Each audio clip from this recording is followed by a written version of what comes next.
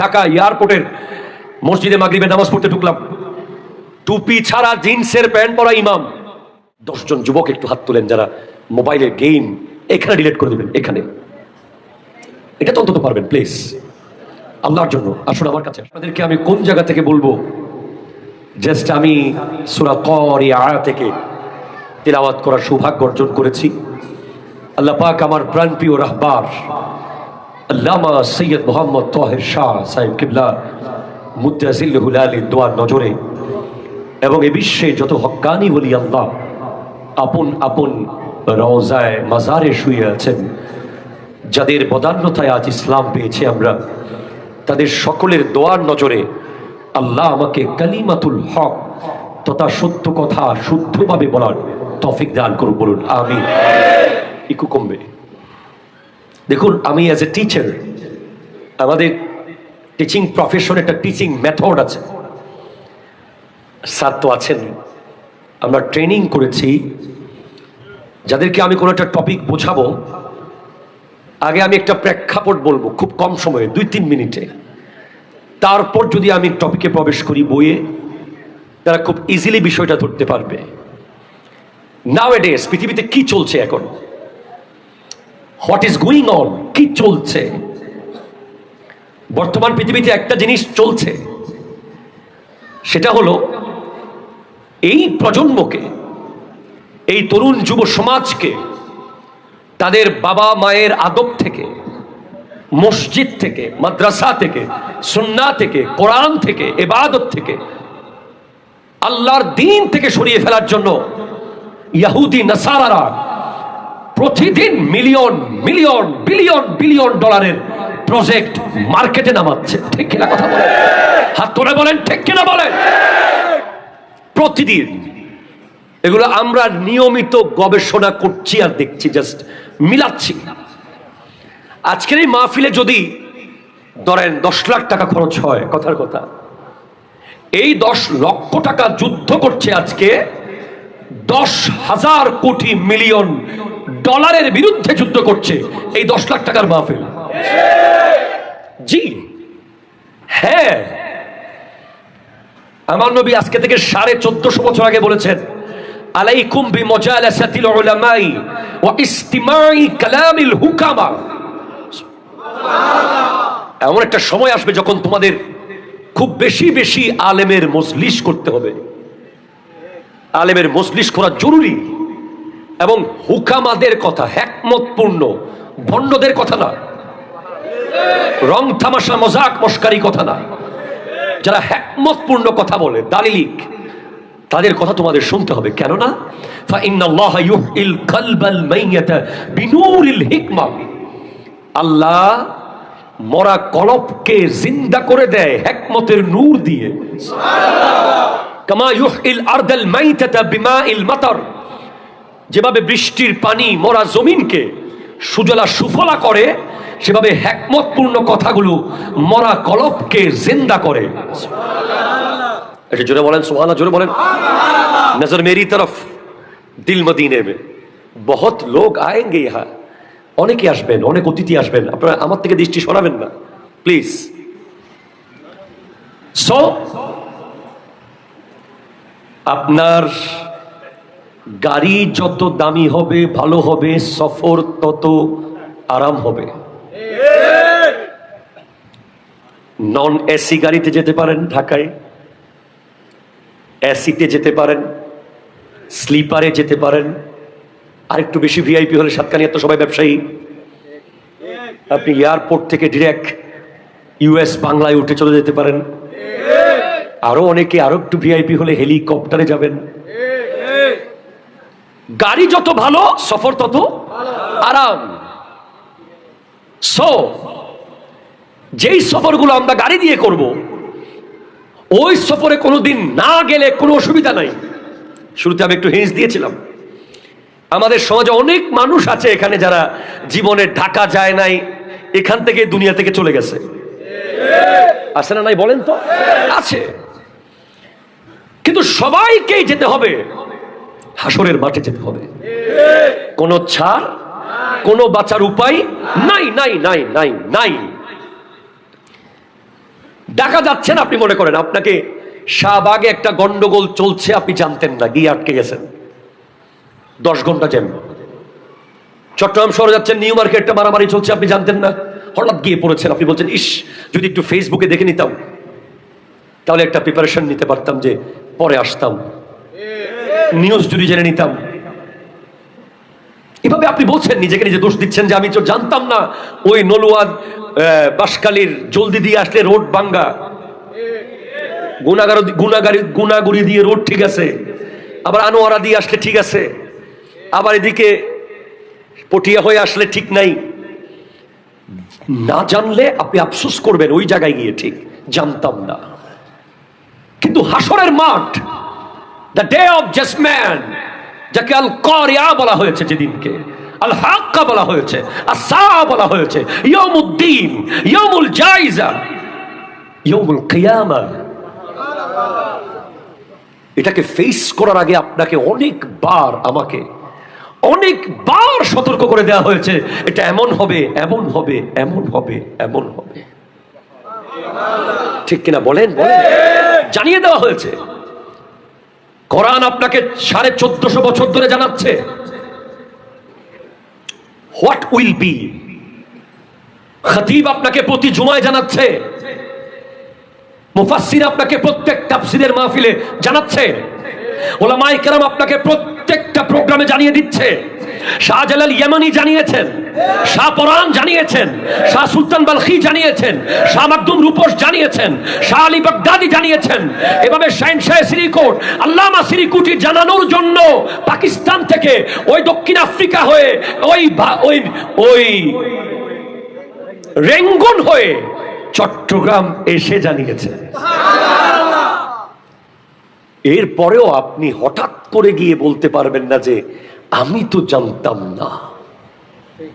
No scope, কোন সুযোগ নাই। আল্লাহ বলছেন বিসমিল্লাহির রহমানির রহিম, সূরা বাকারা, ফাকুনতুম আমওয়াতান, তোমরা সবাই মরা ছিলে, তোমাদেরকে নিয়ে বলার মতো কিচ্ছু ছিল না। তুমি আজকে চেয়ারম্যান, তুমি আজকে মেম্বার, তুমি আজকে শিল্পপতি, তুমি আজকে রাষ্ট্রপতি, কিন্তু তুমি এমন একটা জায়গায় ছিলে, হাল আতা আলাল ইনসানে হিনুম মিনাদ দাহরি লাম ইয়াকুন শাইয়াম মাসকুরা, বলার মতো কোনো পরিচয় ছিল না, কোনো ডেজিগনেশন ছিল না, কিচ্ছু ছিল না, কোটি কোটি লাশ পড়ে আছে। ফাআহইয়াকুম, আমি দয়া করে জীবন দিয়েছি। আল্লাহর মন চেয়েছে, কুদরতের হৃদয়ে ইচ্ছা হয়েছে, তোমাকে জীবন দিয়েছে, আমাকে দিয়েছে, ইনাকে দিয়েছে, ইনাকে দিয়েছে। সুইচ বোর্ড কিন্তু আল্লাহর হাতে, কুদরতের হাতে। আপনি যেখানেই যান, যতটুকু যান,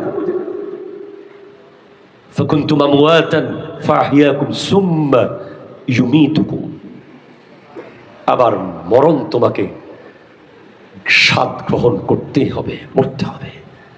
সুম্মা ইউহয়ীকুম, আবার জীবিত করা হবে।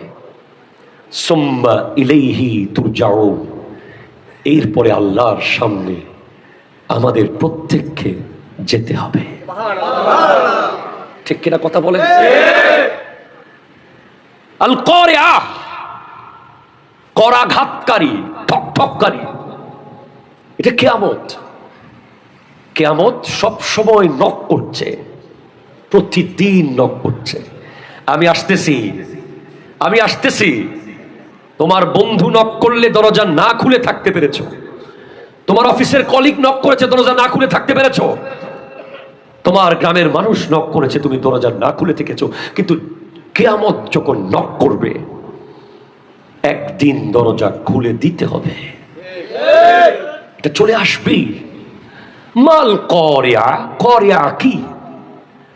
ওমা আদরাকা মাল কারিয়া, আপনি কি জানেন কারিয়া কি? ইয়াউমা ইয়াকুনুন নাসু কাল ফারাশিল মাবথুস, মানুষ সেদিন পতঙ্গের মতো, পোকার মতো উড়বে।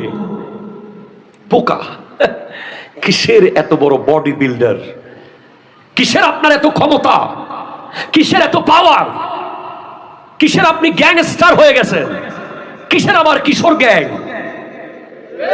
কথা জোরে বলে, ঠিক কিনা বলে? আপনার ডানে বামে তিনটা 6টা মোটরসাইকেল চললে আপনার জন্য এলাকায় হাঁটা যাচ্ছে না। আপনার একটু ব্যাংকে 10-20 লাখ টাকা হয়েছে, আপনার ভাবে সাবে কথা বলা যাচ্ছে না।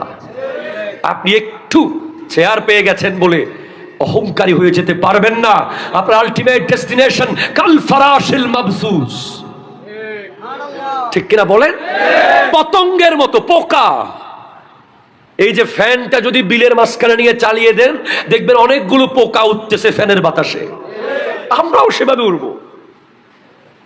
বিশাল লম্বা লম্বা বডি, বিশাল বড় বড় পাওয়ারফুল ব্যক্তি উড়বে। আরে মানুষ কি? ওয়াতাকুনুল জিবালু কালইহনিল মানফুশ, সেদিন পাহাড় পর্যন্ত, কত বড় বড় পাহাড়, যেই পাহাড়ের এই পাশ দেখেছেন ওই পাশ দেখেন নাই, সেই পাহাড় পর্যন্ত ধুনিত রঙিন পশমের মতো উড়তে থাকবে।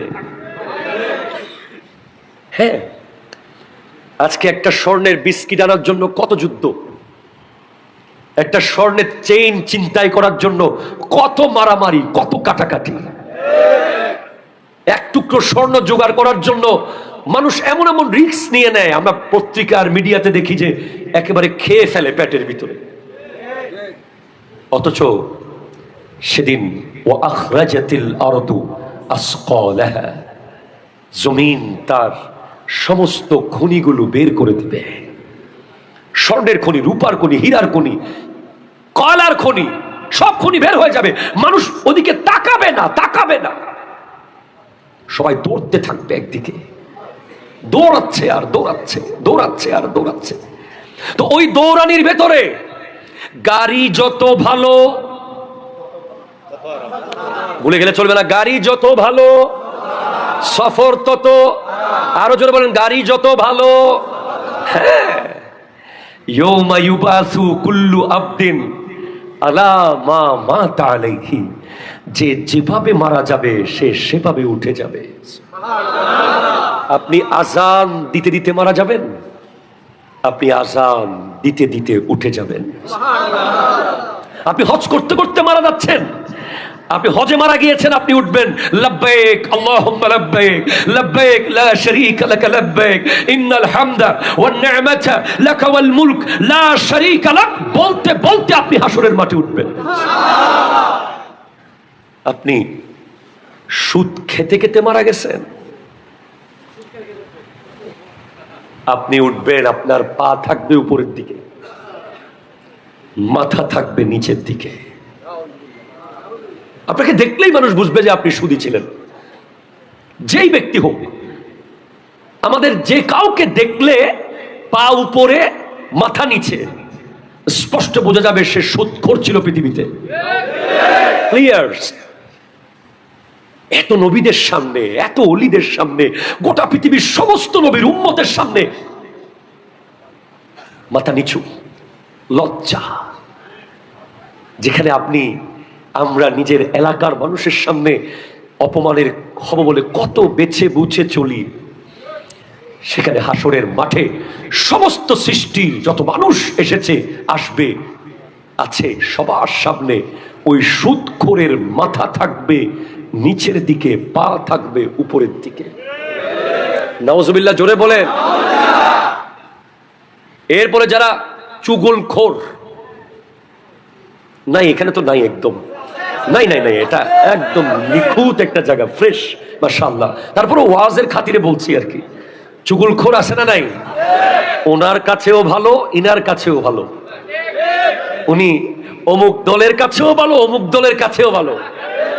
উনি অমুকের কাছে গিয়ে তমুকের কথা বলে, অমুকের কাছে গিয়ে অমুকের কথা বলে। আর আমাদের দেশে আপনি সালাম দিলে, আপনি সুন্নাহ মতো কানেক্টেড হলে দ্রুত আপনি সম্পর্ক মজবুত করতে পারবেন না। দ্রুত সম্পর্ক মজবুত হয় গীবত করলে, ঠিক কিনা বলেন তো?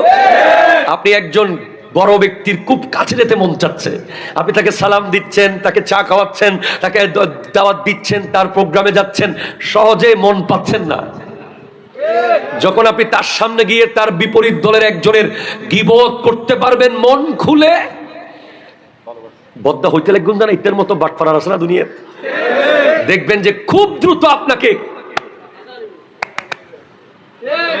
ঠিক কিনা বলে? চুগলখোররা কিয়ামতের মাঠে উঠবে, বডি থাকবে মানুষের মতো, মুখ থাকবে শূকরের মতো। জি, দেখে নিয়েন, পড়ে নিয়েন। তো আমার যুবক ভাইয়েরা, ইয়াং জেনারেশনের ভাইয়েরা, আমি আপনাদেরকে খুব শর্টকাট চলে আসতেছি, যেহেতু আমার অনেক দূরে যেতে হবে। বাবা যদি রেগে যায়, মা এসে বোঝাবে। ঠিক কিনা বলেন তো? খতিব সাহেব হুজুর রেগে গেছে, মন খারাপ করেছে, ইমাম সাহেব হুজুর বোঝাবে। চেয়ারম্যান সাহেব মন খারাপ করেছে, মেম্বার সাহেব এসে বুঝিয়ে দেবে। অধ্যক্ষ মহোদয় মন খারাপ করলে উপাধ্যক্ষ এসে বুঝাবে। আল্লাহ যদি কিয়ামতের মাঠে রেগে যান, নবী এসে বুঝাবেন। হাত তুলে বলেন ঈমান আছে না নাই এ ব্যাপারে? আকীদা আছে না নাই?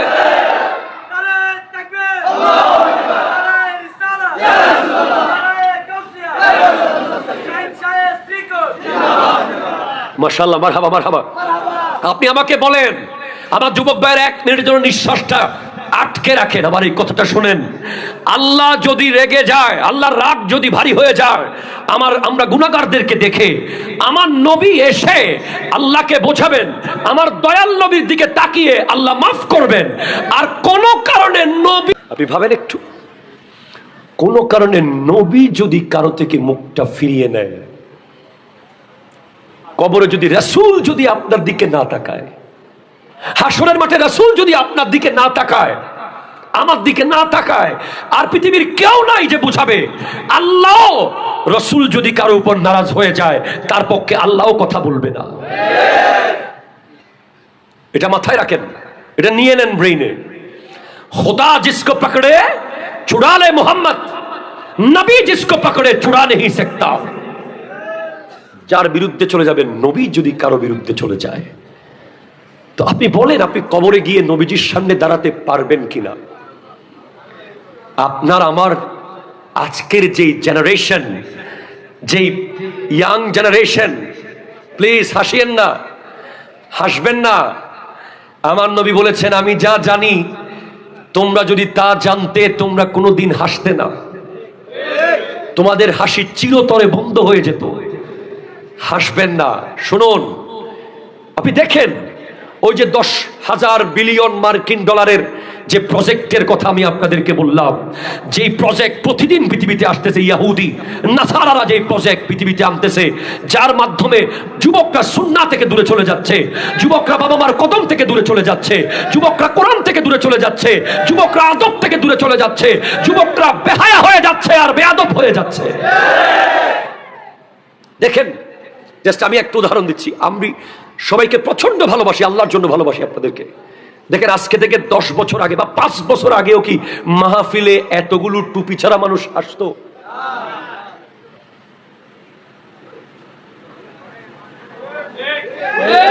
জি বলেন বলেন বলেন বলেন বলেন।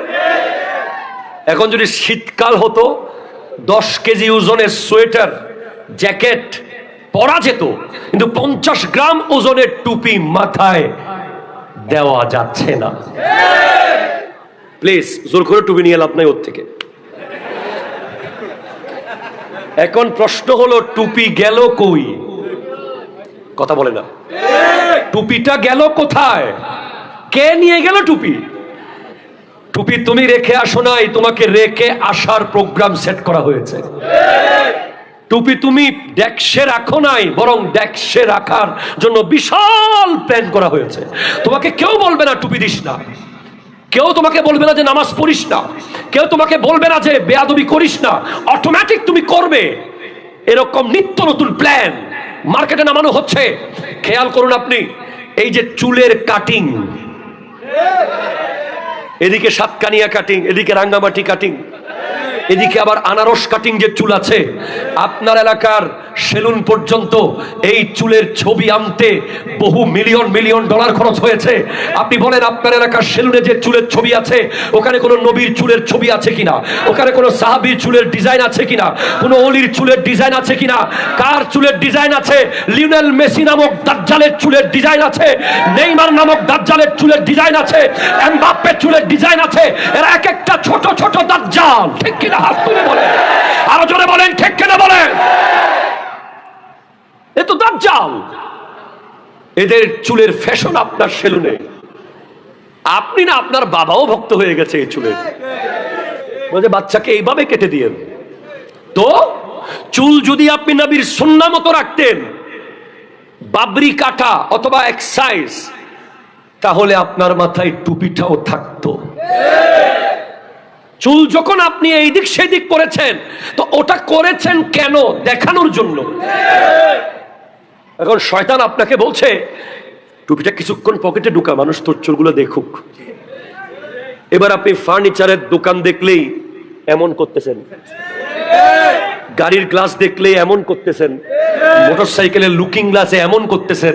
এই এমন করতে আর কয়বার টুপি খুলবেন? লাস্টে টুপি শক্তটা চেঞ্জ করে নরমটা নিছেন যাতে আরামে ঢুকানো যায়।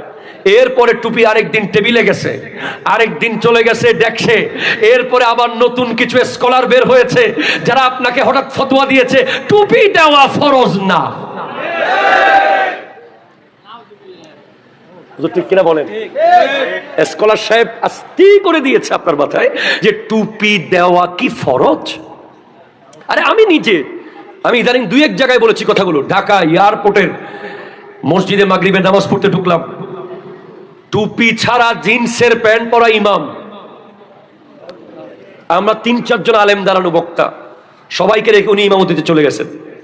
আমি পুরো অবাক, কিরে টুপিও নয় আবার জিন্সের প্যান্ট, কি আন্তর্জাতিক ইমাম! কোন বিশ্ববিদ্যালয় থেকে ইমামতি শিখে এসেছে খোদা জানে, নবী জানে। এখন ইমাম সাহেব হুজুর নামাজ পড়াচ্ছে, আমরা কি করবো? এখন আমরা না পড়লে মানুষে কই বুঝবো এগুলো নামাজ পড়তেছে না, ফেতনা সৃষ্টি করতে কত রকম কথা মনে মনে আমরাও পড়তেছি, কি করবো আর। পরে লাস্টে জিজ্ঞেস করলাম টুপি প্যান্টের কথা, আর জিজ্ঞেস করলামই না, টুপি বিষয়টা, টুপি দেওয়া ফরজ না। এবার আপনি বুঝেন, টুপিটা যখন মাথায় ছিল, আপনি সাতকানিয়া নলুয়া বাজারে দাঁড়িয়ে দাঁড়িয়ে বেনসন খেতে পারেন নাই। ঠিক কিনা কথা জোরে বলেন? টুপিটা যখন মাথায় ছিল, আপনি স্কুল কলেজ ইউনিভার্সিটির গেটে দাঁড়িয়ে কোনো নারীর দিকে টিটকারি মারতে পারেন নাই। টুপি যখন মাথায় ছিল, আপনি ওপেন সুদ খেতে পারেন নাই, ওপেন ঘুষ নিতে পারেন নাই, ওপেন গাড়ি দিতে পারেন নাই, মোটরসাইকেলে স্টান্ট করতে পারেন নাই। টুপি আপনাকে হাজার হাজার গুনাহ থেকে বাঁচিয়েছে। এরপরেও কেউ যদি টুপি দিয়ে পূজায় চলে যায়, এটা এইদিকে আর গেলাম না। আল্লাহ আমার ভাইদেরকে বোঝার তৌফিক দান করুক। কিন্তু টুপি তো বাঁচিয়েছে। টুপি দিয়ে কেউ মেহেদি অনুষ্ঠানে নাচতে পেরেছে? বলেন বলেন বলেন, দেখাইতে পারবেন? সে অনেক বেশি যদি শয়তান হয়ে যায় সেটা ভিন্ন বিষয়, কিন্তু অন্তত মেহেদি অনুষ্ঠানে ঢুকলে টুপিটা পকেটে রেখেছে। কারণ টুপির একটা আদব আছে। টুপি দিয়ে কেউ তার বাবার দিকে তেড়ে যেতে পারে নাই, টুপি দিয়ে কেউ মুরব্বীর গায়ের দিকে দৌড় দিতে পারে নাই, টুপি দিয়ে কেউ শুক্রবারের জুমার দিন মসজিদের বাইরে দাঁড়িয়ে দাঁড়িয়ে গেম খেলতে পারে নাই, টুপি দিয়ে কেউ ফেসবুকে দাঁড়িয়ে দাঁড়িয়ে নামাজ না পড়ে চ্যাটিং করতে পারে নাই। টুপি অনেক কিছু থেকে বাঁচিয়েছে। তো ওরা বলছে আগে টুপি মাথা থেকে নামা। ঠিক কিনা কথা জোরে বলে? কয়দিন পর দেখবেন টুপি যখন নেমে গেছে, আস্তে করে দেখবেন কয়দিন পর 3/4 পর ইমামতি শুরু করবে। দিন আসতেছে, হয়ে গেছে নাকি? আল্লাহ কি কয়, এত তাড়াতাড়ি হয়ে গেছে? আপনি আমাকে বলেন, ইনাদেরকে বলেন, স্টেজ যারা আছে, এই খতিব সাহেবকে, এই আলেম হুজুরকে, আমাকে আপনি যদি বলেন যে 10,000 কোটি টাকা দেওয়া হবে, আপনি নলুয়ার বাজারে গিয়ে টুপি ছাড়া জুব্বা খুলে টি শার্ট পরে আর জিন্স পরে 10 মিনিট দাঁড়ায় থাকেন, ওয়াল্লাহি আমি দাঁড়াবো না, দাঁড়াবো না, দাঁড়াবো না। কেন? কারণ I am the representative of Islam. আপনি ইসলাম, আপনি ইসলাম। আপনাকে দেখে মানুষ বুঝতে হবে যে এটা ইসলাম ধর্মের অনুসারী। আপনার আমার কাছে আমার নবী তার চাচা জানের 70 টুকরা উহুদের মাঠে হয়েছে, কলিজা খুলে চাবাইছে নবীর চাচা আমির হামজা রাদিয়াল্লাহু তাআলা আনহু। নবীজির কলিজার টুকরা নাতি ইমামে হোসেন কারবালার মাঠে পরিবার সহ শহীদ হয়েছে, শুধু আমাদেরকে মুসলমান পরিচয়টা করিয়ে দেওয়ার জন্য। আমার নবী যদি বলে আমার দেওয়া আমানত ইসলাম, তুই এই পরিচয়ে ইহুদিদের মতো কেন চলেছিলি? কেন ইহুদিদের মতো করে তোর চলা ফেরা উঠা বসা? আপনি দেখেন, এখন আমি কিভাবে বোঝাবো? পেট্রোল পাম্পগুলোতে দাঁড়িয়ে প্রস্রাব করার কমেন্ট, বিমানবন্দরগুলোতে দাঁড়িয়ে প্রস্রাবের কমেন্ট, অথচ সম্পূর্ণ ইসলাম বিরোধী। মুসলমান বসে প্রস্রাব করবে। জিন্সের প্যান্ট যখন থেকে এসেছে পৃথিবীতে, এই দেশে যখন থেকে জিন্সের প্যান্ট এসেছে, শত শত যুবক বেনামাজি হয়ে গেছে। কেন? নামাজে আসো, বলে হুজুর প্যান্ট একটু সমস্যা। এটা তো সমস্যা হওয়ার জন্যই প্যান্টটা দেওয়া হয়েছে, যাতে আপনি মসজিদে আসতে না পারেন। এইভাবে করে করে একে একে আপনি দেখেন আজকে আমাদের দেশে কিছু ভাইয়েরা ফাতেহাকে বেদাত বলে। ঠিক কিনা জোরে বলেন? ওলি আল্লাহর ফাতেহা, নবীর ফাতেহা, বাবা মার ফাতেহা, বিভিন্ন ফাতেহা যে আমরা করি বেদাত বলেছে। কিন্তু ঢুকে গেছে কি জানেন? Treat treat treat. ওই তো বুঝতেছে যুবকরা, তুই এ প্লাস পেয়েছিস, আয় একটু ফাতেহা দি, হুজুরকে ডেকে সূরা ফাতেহা পড়ে 3 বার ইখলাস পড়ে দুরূদ শরীফ পড়ে দোয়া করি না। ট্রিট দে, ট্রিট। ঠিক কিনা বলেন তো? তো একটা গাড়ি কিনেছিস, ফাতেহা দেবো না, ট্রিট দেন। তুই একটা আইফোন কিনেছিস, ট্রিট দে। তুই বাইক কিনেছিস, ট্রিট দে। ট্রিট কোত্থেকে আসলো? ট্রিট কোন হাদিসে আছে, কোন কোরআনে আছে? ফাতেহা যখন ছিল তখন সে আসার সময় জুব্বা পাঞ্জাবি পরে এসেছে, মাথায় টুপি দিয়ে এসেছে। ট্রিটে যখন এসেছে তখন সে 3/4 পরে এসেছে, আর মোটরসাইকেলের এক্সট্রা স্যালেঞ্জার 5 লাগিয়ে আওয়াজ একটু বাড়াই এসেছে। সবগুলো একে একে দেখেন। আজকে কিশোর গ্যাং কেন? কারণ সে গেম খেলতেছে, গেমের মধ্যে সে হচ্ছে গ্যাংস্টার। ঠিক কিনা বলেন? সে একটা গ্যাংস্টার গেমের ভিতরে, সে গেমের ভিতরে লিডার। সে তাকে কিছুক্ষণ পর পর বড় বড় গুলি দেওয়া হচ্ছে, বড় বড় অস্ত্র দেওয়া হচ্ছে। সে মিশন সাকসেস করলেই আরো ভালো অস্ত্র পাচ্ছে, আরেকটু মিশন সাকসেস করলে আরো বড় অস্ত্র পাচ্ছে। এভাবে করে গেম খেলতে খেলতে খেলতে খেলতে সে এক সময় মনে করছে যে আমি এখন আর মোবাইলে লিডার থাকবো না, আমি এলাকার লিডার হয়ে যাব। তখন সে আস্তে করে সেই নেশায় ঢুকে সে কিশোর গ্যাং গ্যাংস্টার হতে চাচ্ছে। আমি টোটাল একটা প্রেক্ষাপট আপনাদেরকে বোঝালাম। এইভাবে করে প্রতিনিয়ত মুসলমান যুবকদেরকে ধ্বংসের দ্বার প্রান্তে নিয়ে যাওয়া হচ্ছে। ঠিক কিনা কথা বলেন? কিন্তু মনে রাখবেন, স্পষ্ট মনে রাখবেন, فَأَمَّا مَنْ ثَقُلَتْ مَوَازِينُهُ فَهُوَ فِي عِيشَةٍ رَاضِيَةٍ। যার মিজানের পাল্লা ভারী হবে, যার সওয়াবের পাল্লা ভারী হবে, সুবহানাল্লাহ, সে চলে যাবে চিরপ্রশান্তির জায়গায়। ওয়া আম্মা মান খাফফাত মাওয়াজিনুহু ফাউম্মুহু হাওিয়া। যার সওয়াবের পাল্লা হবে হালকা। এত সাহস তোমার এত সাহস, তুমি ফজরের নামাজটা পড়ো নাই যে? এত বড় বুকের পাটা, এত দুঃসাহস পেলে কোথায়? তুমি কি জানো আফজালুল বাশার বাদাল আম্বিয়া, আফজালুন নাস বাদাল আম্বিয়া হযরত আবু বকর সিদ্দিক রাদিয়াল্লাহু তাআলা আনহু, যিনি শতবার বহুবার নবীর কাছ থেকে জান্নাতের গ্যারান্টি পেয়েছিলেন, যাকে আমার নবী দেখিয়ে দেখিয়ে বলেছিলেন আবু বকর ফিল জান্নাহ, আবু বকর ফিল জান্নাহ। জান্নাতি দেখতে চাও তো আবু বকরকে দেখো, জান্নাতি দেখতে চাও তো আবু বকরকে দেখো। যার জন্য নবীজির পাশে কবরের জায়গা বরাদ্দ ছিল, বরাদ্দ। যিনি গোটা জিন্দেগি নবীর সাথে, এখনো নবীর সাথে, সারা জীবন নবীর সাথে, যার জিন্দেগিতে এত নিয়ামত পাওয়ার পরেও উনি যদি বলে আমি কেন মানুষ হলাম, আমি কেন গাছের পাতা হলাম না, আমি কেন চড়ুই পাখি হলাম না, আমি কেন মানুষ হলাম, কেন এমন বলছেন? আমাকে আল্লাহর সামনে দাঁড়াতে হবে। আপনি কি করছেন? হাই হাই হাই, আজকে মোবাইলের গেম ঘন্টার পর ঘন্টা শেষ করে দিচ্ছে। আজকে ইন্টারনেট, অযথা অযথা অযথা অযথা দিনের পর দিন শেষ হয়ে যাচ্ছে এই যুব সমাজে। হায়াতের পর হায়াত চলে যাচ্ছে। এই 2020, এই 25, এই ডিসেম্বর, এই জানুয়ারি, এই ফজর, এই এশা চোখের পলকে চলে যাচ্ছে। সাতকানিয়ার ওই ব্যবসায়ী বড় ব্যবসায়ী না যে কোটি টাকার কাপড়ের বিজনেস করে আজকে কোটি টাকা কামাইছে, টাকা আমি বড় ব্যবসায়ী বলি না। যে গাছের ব্যবসা করে, মাছের ব্যবসা করে, ইটের ব্যবসা করে, লোহার ব্যবসা করে আজকের দিনে কোটি কোটি টাকা ব্যাংকে রেখেছে, সে বড় সফল ব্যবসায়ী না। যে আজকে 5 ওয়াক্ত নামাজ পড়তে পেরেছে সে বড় সফল ব্যবসায়ী। আপনি মনে রাখবেন, প্রতিদিন কবর 10টা সেন্টেন্স বলে বলে ডাকে, 10 সেন্টেন্সেস। তার মধ্যে একটা হলো হাই হাই হাই হাই হাই হাই তাসআ আলা যাহরি ওয়া মাসিরুকা ফি বাতনি। আমার পিঠের উপরে দৌড়াদৌড়ি করছিস, তোকে আমার পেটের ভিতরে আসতে হবে। ওয়া তাসআ আলা যাহরি ওয়া তুআযাবা ফি বাতনি। আমার পিঠের উপরে গুনাহ করতেছিস, আযাব কিন্তু আমার পেটের ভিতরে এসেই তোকে ভোগ করতে হবে। ওয়াতাজমাউল মাল আলা যাহরি ওয়া তানদিমু ফি বাতনি। আমার পিঠের উপরে মাল সম্পদ জমাচ্ছিস, কোটি কোটি টাকা, মসজিদে দিচ্ছিস না, মাদ্রাসায় দিচ্ছিস না, ইয়েতিমকে দিচ্ছিস না, গরিবকে দিচ্ছিস না। এই টাকার জন্য আমার পেটের ভিতরে এসে তুই আফসোস করবি, ইস আর 10,000 টাকা যদি মসজিদে দিয়ে আসতাম, আর 1 লাখ টাকা যদি নলুয়া মসজিদে দিয়ে আসতাম, তাহলে আর 10টা পানির কল হতো, 10 জন ব্যক্তি উজু করত, আমার কবরে সওয়াব আসতো। মনে রাখতে হবে,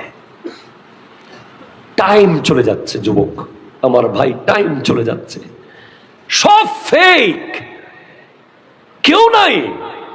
আপনি যার জন্য রাতে 3টা বাজে কাপড় না পরে হাতে টি শার্ট নিয়ে দৌড় মেরেছেন, আপনি কালকে মরেন, আপনার লাশটা কবরে রেখে মাটি দিতে 20 মিনিট সময় লাগবে, ওই টাইম আপনার বন্ধুর নাই।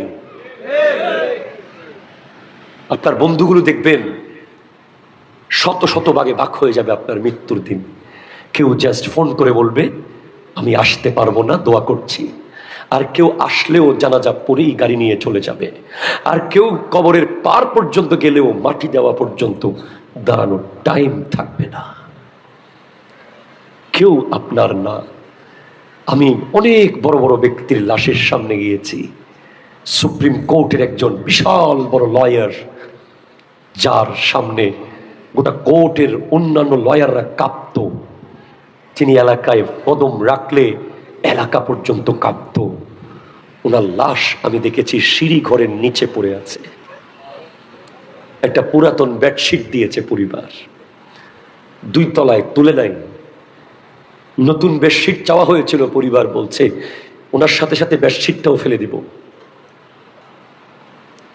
এটাই দুনিয়া ভাই, এটাই, এটা এক্সাম হল, পরীক্ষার হলে কোনো ভালো ছাত্র হাসে না, পরীক্ষার হলে কোনো ভালো ছাত্র মজা করে না, পরীক্ষার হলে কোনো ভালো ছাত্র টাইম ওয়েস্ট করে না। উই আর ইন এক্সাম হল, আমরা পরীক্ষার হলের ভিতরে আছি। এই যুব সমাজ হাসি ঠাট্টা মজাক মস্কারির মধ্যে দিন কাটাচ্ছে, তারা বুঝতে পারছে না life is the continuous journey towards the grave. জীবন হচ্ছে কবর পর্যন্ত চলমান একটা ভ্রমণ, এই ভ্রমণের দিকে আমরা আছি। আপনি যে ফজরের নামাজটা পড়েন নাই, আপনি আমার নবীকে অপমান করেছেন। নবীকে, আল্লাহ আমার নবীকে বলবে ইয়া রাসূলুল্লাহ আমি নামাজ তো জোর করে দিই নাই। আপনি মেরাজে শেষে আমাকে বলেছেন যে আমার উম্মত আল্লাহকে দেখতে চায়, এজন্য আপনাকে নামাজ দিয়েছিলাম, উম্মত যেন সিজদায় গিয়ে আমাকে দেখে। আল্লাহ তো জোর করে নামাজ চাপিয়ে দেন নাই। এরপর আবার 50 ওয়াক্ত থেকে 5 ওয়াক্ত করে দিয়েছেন, চাকরি কমিয়ে দিয়েছেন, বেতন কমান নাই, কিন্তু আপনি মসজিদে যান নাই ফজরে, আপনি জোহরে মসজিদে যান নাই, আপনি আসরে যান নাই, আপনি মাগরিবে যান নাই, আপনি ফিজিক্সের বই প্রতিদিন খুলেছেন, আপনি কেমিস্ট্রির বই প্রতিদিন খুলছেন, আপনি জিওমেট্রি, অ্যালজেব্রা, গণিত, ইংরেজি, বাংলা প্রতিদিন খুলছেন, অথচ কোরআনুল কারীম কতদিন হয়ে গেছে আপনার ডাইনিং টেবিল মোছার টাইম আপনার আছে, আপনার প্রতিদিন আপনার ঘরের ডয়ার মোছার টাইম আছে, আলমারি মোছার টাইম আছে, কোরআন শরীফ মোছার সুযোগ আপনার হয়নি। এইভাবে করে চলে যাচ্ছে দিন। সো এই মুহূর্তে জাস্ট নাও কাম ব্যাক, ফেরত আসতে হবে। কথা বলেন ঠিক কিনা বলেন? ফেরত আসতে হবে। আজকের মাহফিল তখন সফল হয়ে যাবে যদি ফেরত আসা যায়। কালকে ঠিক আগের জায়গায় রয়ে যাওয়া হবে না।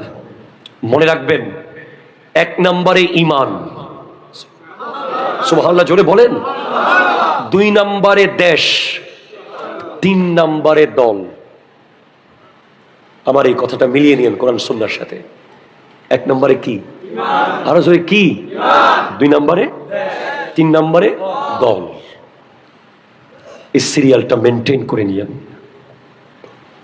দলের জন্য ঈমান দিয়ে দেওয়া যাবে না,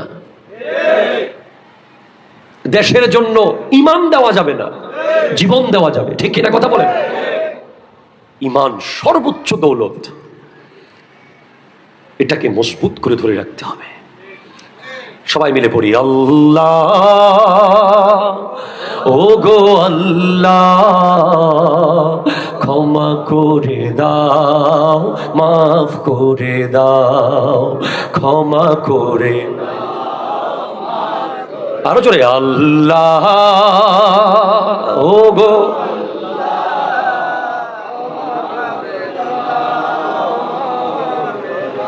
চিনতে পারিনি খোদা গোটা জীবন, চেনার আগে মোর দিও না মরণ। চিনতে পারিনি খোদা গোটা জীবন, চেনার আগে মোর দিও না মরণ। তোমাকে চেনার তোরে মসজিদে নাও, তোমাকে জানার তোরে কোরআন পড়াও, হেদায়েত দাও, রাস্তা দেখাও। আল্লাহ ও গো, ক্ষমা করে মাফ করে দাও, ক্ষমা করে দাও, করে দাও। যাদের হৃদয়ে আছে আল্লাহর ভয়, যাদের হৃদয়ে হয় তারা কবু পথ ভুলে যায় না। আল্লাহর প্রেম ছাড়া এই দুনিয়ায়, নবীজির প্রেম ছাড়া এই দুনিয়ায় কারো কাছে কোনো কিছু চায় না। রাতের আধারে যারা সিজদাতে রয়, দু চোখের শ্রুতে নদী যেন বয়। রাতের আধারে যারা সিজদাতে রয়, দু চোখের শ্রুতে নদী যেন বয়। ছলনার হাতছানি যতই আসুক, ছলনার হাতছানি যতই আসুক, পেছনে ফিরে ও তাকায় না। আল্লাহ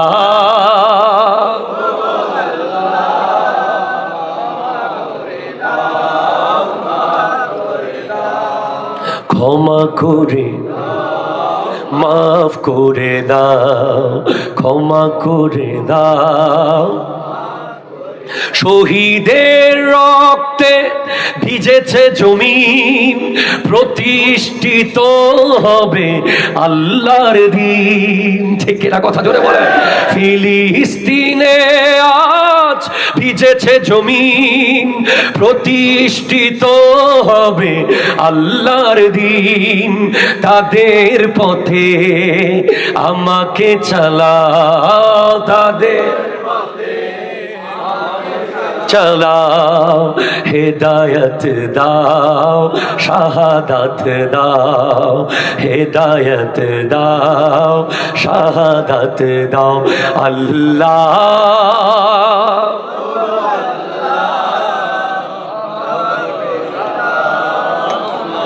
করে দাও, ক্ষমা করে দাও। চিৎকার দিয়ে বলেন আমিন। আল্লাহ আমাদেরকে মাফ করুক। বাস জাস্ট ইউ টার্ন ওয়া আনিবু ইলা রাব্বিকুম ওয়া আসলিমু লাহু মিন ক্বাবলি আইয়াতিয়াকুমুল আযাবু সুম্মা লা তুনসারুন। মাইলস্টোনের বিমান যে পড়ে গেছে উত্তরাতে, যে কোনো সময় যে কোনো জায়গায় পড়তে পারে। আমার নবী মদিনাতুল মুনাওয়ারায় শুয়ে আছেন বলে এখনো পর্যন্ত পৃথিবীর মানুষ আযাব থেকে বেঁচে আছে। মা কানা আল্লাহু লিউআযিবাহুম ওয়া আনতা ফীহিম। এরপরেও গুনাহ করতে করতে যদি সীমা অতিক্রম করে ফেলা হয়, আল্লাহ গুনাহগারকে মাফ করে দেবেন, কিন্তু ইন্নাল্লাহা লা ইউহিব্বুল মুতাদিন, সীমা লঙ্ঘনকারীকে আল্লাহ মাফ করবেন না।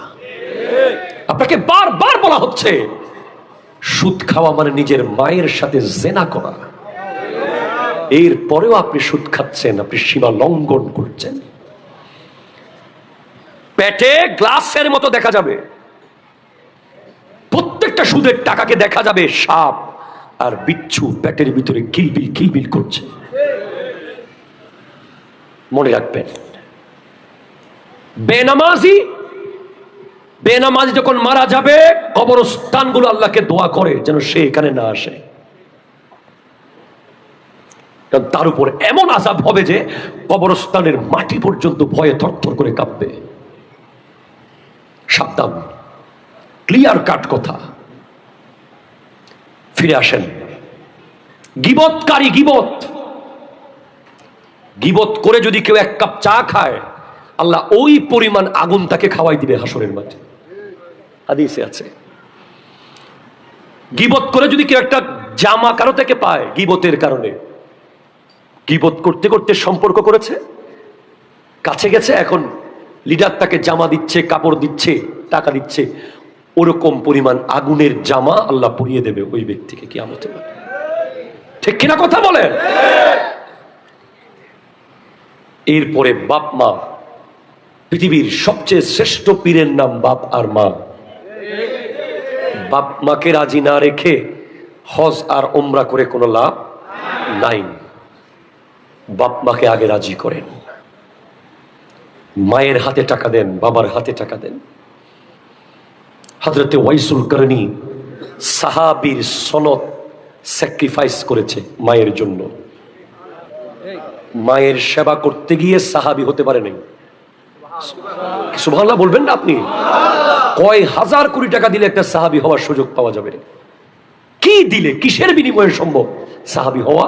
যে নবীজিকে ঈমানের সাথে দেখা, সেই সুযোগ ওয়াইসুল করনী পেয়েছিলেন, কিন্তু উনি নবীজিকে দেখতে যান নাই। নবীজি মানা করেছেন, আমাকে দেখতে আসিও না, তোমার মায়ের সেবা করো। বাপ মার সেবা করুন, গীবত মুক্ত জবানটি নিশ্চিত করুন, হালাল খান, তারপরে মসজিদে যান। সুবহানাল্লাহ জোরে বলেন, বলেন, বলেন। মসজিদ সামনের কাতারে নামাজ পড়তে পড়তে পড়তে পড়তে 20 বছর ধরে পড়ছে, কারণ সে সুদ খায়, অথবা গীবত করে, অথবা বাপ মার অবাধ্য। তার নামাজগুলো কবুল হচ্ছে, তার নামাজে কোনো এফেকশন নাই, কোনো পরিবর্তন নাই। হারাম খাওয়া বন্ধ করতে হবে, গীবত ছেড়ে দিতে হবে আজকে, নাও, এখন। কালকে করার টাইম নাই। Tonight is the last night মনে করতে হবে, জীবনের শেষ রাত মনে করে আজকে তওবা করতে হবে এই মাহফিলে। আপনারা কি চান যে সাতকানিয়া আমি আর আসি? আসলে কারা চান একটু দেখি? শিওর? এমনি ইয়া রাসূলুল্লাহ, ইয়া উস্তাদ, জিন্দাবাদ, জিন্দাবাদ, জিন্দাবাদ। যদি চান তাহলে আমার সাথে ওয়াদা আসতে হবে। খতিব সাহেব হুজুর, ইমাম সাহেব হুজুর আছে এই মসজিদে, ইমাম সাহেব হুজুরের কাছে আমি রিপোর্ট নেব। যদি উনি রিপোর্ট সেভাবে দেয় তাহলে ভবিষ্যতে দাওয়াত নেব। যদি হেদায়ত না হয়, আমার কোনো দরকার নেই এত দূরে আসা। এটা অনেক কষ্ট, এই সফর। আমার 1 মিনিট টাইম অনেক মূল্যবান। আমি 5 মিনিট বাসায় বসে নুরুল আনোয়ার দেখতে পারবো, কাফিয়া দেখতে পারবো, আমি ছাত্রদেরকে পড়াতে পারবো। আমার এত দূরে আসার উদ্দেশ্য হচ্ছে পাল্টে দেওয়া, জাস্ট পাল্টে যাবে। আগামীকাল 10 জন যুবক দাঁড়াবে যারা তার চুলগুলো কেটে সুন্নাহ মতো করে নেবে। 10 জন যুবক ছেলে দাঁড়াবে। আমি কাউকে ইন্ডিকেট করে বলবো না, জাস্ট দাঁড়িয়ে যাবে। আপন আপন চুল নিজেরটা কেমন সে জানে। দুঃসাহসিক যুবক বিনিময় আমার নবীর হাত থেকে হাউজে কাউসারের পানি নেবে, নবীর জন্য কাটবে। ইহুদিদের মতো চুল। এই যে এই লাইনে একজন যুবক ভাই আছে পাঞ্জাবি পরা, ডোন্ট টেক আদারওয়াইজ। আপনি যদি পারেন কালকে কাটতে, আপনি হবেন নলুয়ার আইডল। ঠিক কিনা? জোরে কথা বলেন না। উনি হবেন নলুয়ার যুবকদের আইডল, যে আল্লাহর নবীর জন্য, ইসলামের জন্য ইহুদিদের এই চুলের কাটিং কেটে এক্সারসাইজ করে ফেলবে। সম্ভব হবে? পারবে না? পারলে বসে যান, কোনো অসুবিধা নাই। কিয়ামতের মাঠে বলবেন, ইয়া রাসূলুল্লাহ, আপনার সুন্নাহকে প্রতিষ্ঠিত রাখতে গিয়ে আমি এই চুল কেটে ফেলেছি। সম্ভব হবে? পারবেন তো ইনশাআল্লাহ। আর কে আছেন?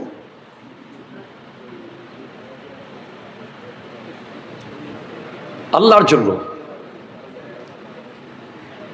ঠিক আছে, আপনারা যদি কেউ হাত তুলতে না চান, দাঁড়াতে না চান, জাস্ট আমার নবী যেন আপনার দিকে তাকিয়ে মুস্কি হাসে। আপনি যদি কালকে মরে যান, এই চুল আপনাকে আর কেউ কেটে দেবে না। কারো এত দায়িত্ব নাই যে আপনার চুল কেটে আপনাকে কবরে রাখবে। ঠিক কিনা বলেন না? আপনি এই চুল নিয়ে নবীজির সামনে দাঁড়ায়েন না। আমার মনে হয় নবীজি মনে কষ্ট পাবে। যারা আমাদের মুসলমানদেরকে গুলি করে প্রতিদিন মেরে ফেলতেছে, যারা মুসলমানদেরকে মারার জন্য প্রত্যেক দিন নিত্য নতুন অস্ত্র বানাচ্ছে, তাদেরকে আপনি গেম খেলে খেলে টাকা দিচ্ছেন। 10 জন যুবক একটু হাত তোলেন যারা মোবাইলের গেম এখানে ডিলিট করে দেবেন। এখানে এটা তো অন্তত পারবেন প্লিজ, আল্লাহর জন্য আসুন, আমার কাছে আসুন, আমি আপনাকে ফুল দেব। মোবাইল নিয়ে আসুন, স্মার্টফোন নিয়ে আসুন, এখানে গেম ডিলিট করেন আমার সামনে, আল্লাহর জন্য, নবীর জন্য। একজন যুবক কি আছে আল্লাহওয়ালা, নবী প্রেমিক, যার জন্য আমরা মন ভরে দোয়া করব। একটা গেম আমরা ডিলিট করতে চাই। মারহাবা, নারায়ে তাকবীর, নারায়ে রিসালাত, নারায়ে গাউসিয়া। কি নাম আমার ভাইয়ের? আবুল হাসনাত আলবি। তোমার মোবাইলে কি গেম আছে? আমি করে দিই, ফ্রি ফায়ার। ইন্না লিল্লাহি ওয়া ইন্না ইলাইহি।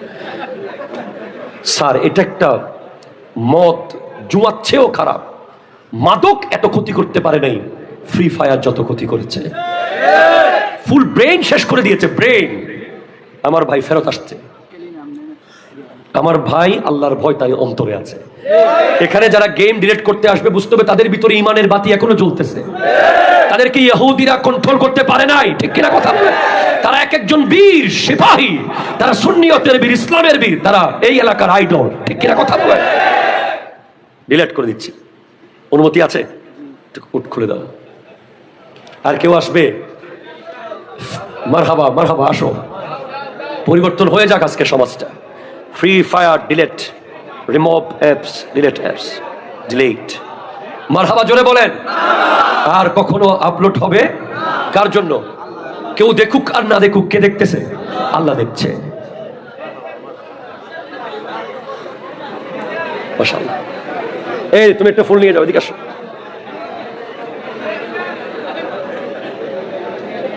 মারহাবা, জোরে বলেন মারহাবা। তাই না? মারহাবা বলবেন। ফ্রি ফায়ার, ক্রিকেট, 3-4টা আছে বাজি। আনইনস্টল।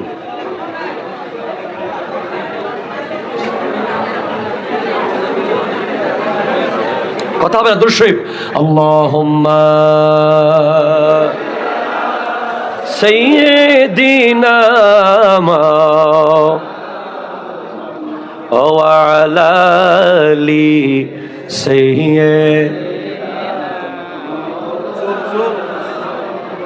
ওয়াদা। এই ভাই কি নাম তোমার? ইয়াসিন আরাফাত। মারহাবা, জোরে বলেন। সে গেমও খেলবে না, তার চুলও আগামীকাল কাটবে। তোমার কাছে আমার নাম্বার আছে? তুমি চুল কালকে ফুল এক্সারসাইজ করে হোয়াটসঅ্যাপে আমাকে ছবি পাঠাবা। আল্লাহ কবুল করুক। তার আম্মাকে আল্লাহ জান্নাতের উঁচু মাকাম নসিব করুক, আমিন। জোরে বলেন। Thank you. নিয়ে যাও। ইনশাআল্লাহ। আচ্ছা, তুমি ডিলিট করে দাও। তুমি করো। কোনটা? তুমি করে দাও। মারহাবা বলেন, মারহাবা। আপনারা খুশি নাকি বেজার? আপনারা কি রাগ করেছেন কোনো? এভাবে যদি 100 যুবক যদি আজকে গেম ডিলিট করে, ইসরায়েলের 100 অস্ত্রের টাকা কমে যাবে। ঠিক কিনা কথা? হাত তুলে বলেন ঠিক কিনা বলেন। আমরা এখান থেকে গিয়ে ফিলিস্তিনের পক্ষে যুদ্ধ করতে না পারলেও আমরা এখানে বসে যদি ইহুদি নাসারাদের মতো করে কালচারকে লাথি মেরে ফেলে দিতে পারি, সেটাও একটা যুদ্ধ। ঠিক কিনা কথা বলেন? আল্লাহ কবুল করুক, আমিন বলেন। এই যুবকগুলো ওয়াদা করেছে তোমাদের চুল কেটে ফেলবে ইনশাআল্লাহ। কারোর জন্য না, ফিফা ডিলিট করে দেন, এখন করেন। করছে? Thank you so much. কি নাম? মোহাম্মদ মাশাআল্লাহ। নাও, তোমার জন্য একটা ফুল দিলাম। আল্লাহ কবুল করুক, আমিন জোরে বলেন। সুবহানাল্লাহ আলহামদুলিল্লাহ লা ইলাহা ইল্লাল্লাহ। আচ্ছা, আগামীকাল ফজরের নামাজটা কারা কারা পড়বেন? প্রত্যেক বছর যারা হাত তুলেন তারা তুলিয়েন না, কালকে আসলে যারা পড়বেন তারা একটু হাতটা তুলেন। আল্লাহু আকবার। ইয়া রাসূলুল্লাহ, ইয়া গৌসুল দস্তগীর, জিন্দাবাদ জিন্দাবাদ। জিন্দাবাদ জিন্দাবাদ। আমি অনুরোধ করবো যে আগামীকাল থেকে অন্তত 10 দিন 5 ওয়াক্ত নামাজ পড়ে কোনো যুবক আমাকে ফোন করবে, আমার সাথে দেখা করবে, আমি তাকে গিফট দেবো ইনশাআল্লাহ। আল্লাহ পাক কবুল করুক, আমিন জোরে বলেন। আপনাকে আমার কথায় কষ্ট পেয়েছেন? আমরা আগামীকাল থেকে হাসরের মাঠের জন্য প্রস্তুত থাকবো কিনা ইনশাআল্লাহ? আগামীকাল থেকে সওয়াবের লাগেজ ভরবো কিনা ইনশাআল্লাহ? আমরা ইহুদি নাসারাদের কালচার থেকে বের হয়ে আসবো ইনশাআল্লাহ।